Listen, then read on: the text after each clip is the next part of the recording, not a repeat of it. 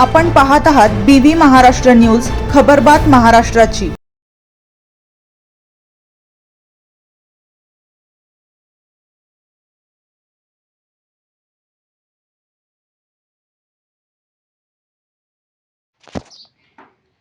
दहिवड येथे Airtel tower शेजारी आगीचे कारण अस्पष्ट।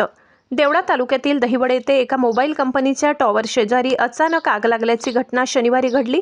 या घटनेची माहिती पोलीस निरीक्षक सार्थक नेहते यांच्या दूरध्वनीवरून मिळताच त्यांनी तात्काळ संबंधित यंत्रणांना सतर्क केले।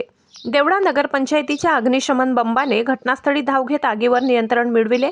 आग टॉवरच्या शेजारी लागल्याने ती वेगाने पसरण्याची शक्यता निर्माण झाली होती, त्यामुळे परिसरात काही काळ भीतीचे वातावरण होते।